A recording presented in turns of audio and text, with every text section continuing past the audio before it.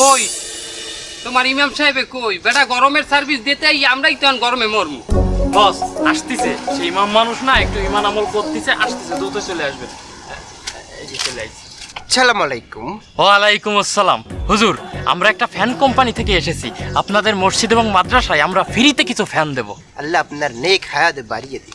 তা হুজুর, ওই আপনি শুধু একটা কাজ করে দেবেন, ওই জুম্মার আগে বয়ানের ভিতর আমাদের ফ্যানের একটু প্রশংসা করে দেবেন যে এদের কোম্পানির ফ্যান খুবই ভালো, এদের কোম্পানির ফ্যানের বাতাস খুবই ঠান্ডা, এগুলো আপনি শুধু একটু বলে দেবেন।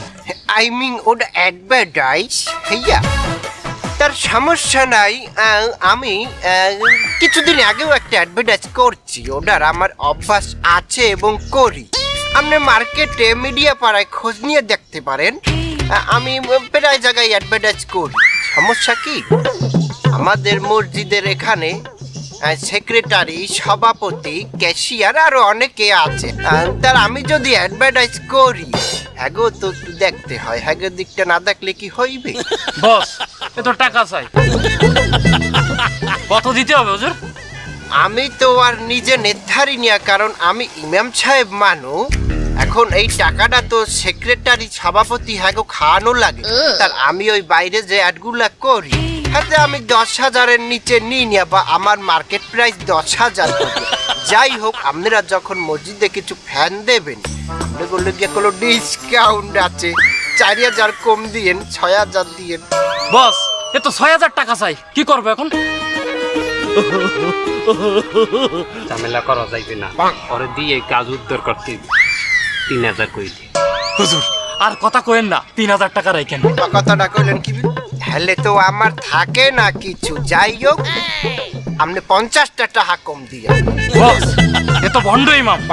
এই টাকাটা তো আমি খাই নিয়ে বললাম, সারা জায়গা দিতে হয়। শোনেন ইমাম সাহেব, আপনি কোন ধরনের মানুষ এটা আমার বোঝা হয়ে গেছে। বাবা, আমি একজন মার্কেটিং অফিসার থেকে কোম্পানির মালিক, তা টাকাটা দিয়ে দাও।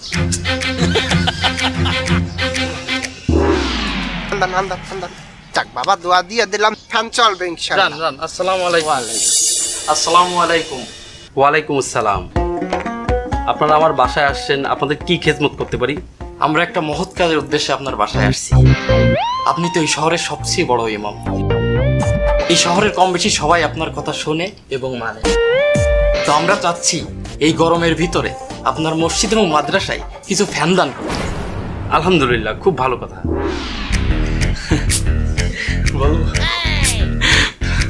হুজুর, আপনি আমাদের জন্য একটু দোয়া করেন। অবশ্যই দোয়া করব। আসলে মানে কথাটা ঠিক মতো কইতে হবে। আসলে হুজুর, ওই শুধু দোয়া না না, বাস আপনি বলেন, আপনি বলেন। কি দোয়া তো অবশ্যই করবেন। আমার খেয়াল দোয়াটা যদি এইরকম করতেন, যে মনে করেন আপনার জুম্মার মসজিদে হাজার হাজার লোক হয় না, বয়ানের মধ্যে যদি একটু বলতেন যে যাহারা ফ্যান দেশে দান করছে তারা অনেক দানশীল, তাদের ফ্যানের কোয়ালিটি অনেক ভালো, আপনাদের যদি ফ্যান লাগে তাবকারিটা কিনলেন। আপনারা কি দান করতে আসছেন নাকি ফ্যানের মার্কেটিং করতে আসছেন? দান করতে আসি, ও কথা ওভাবে নেবেন না হুজুর। মানে হয়েছে কি, আমাদের ফ্যানের কোয়ালিটিটা কেমন মানে জানলে। দান কি এইটাকে বলে? আপনি ডান হাত দিয়ে দান করবেন, বাম হাত টের পাবে না।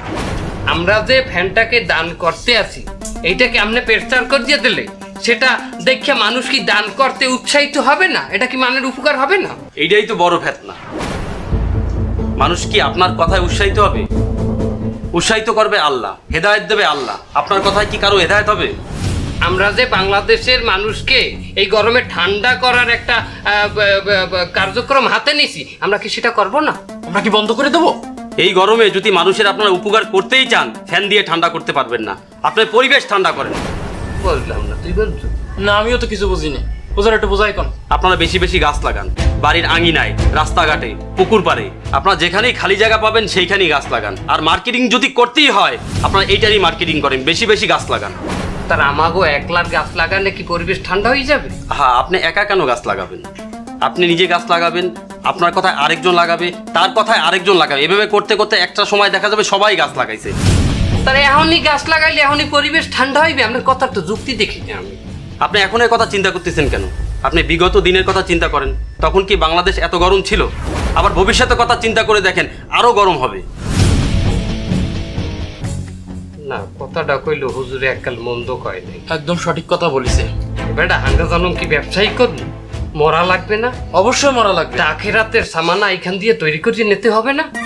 এছাড়া সবচেয়ে বড় সমস্যা কি, আমাগোই তো বাল বাচ্চারা যারা ভবিষ্যৎ প্রজন্ম, তারা কিন্তু ভবিষ্যতে এর চেয়ে বেশি কষ্ট হবে, আরো গরম পড়বে। ভবিষ্যতের কথা চিন্তা করে আপনি এখন গাছ লাগান, আল্লাহই ভবিষ্যতে বাংলাদেশকে ঠান্ডা রাখবে। আজকে থেকে আমরা গাছ লাগাবো, তো আপনি কিন্তু আমাকে দিন এই মন থেকে দোয়া করবেন। অবশ্যই দোয়া করব এবং আপনারা পারবেন ইনশাআল্লাহ।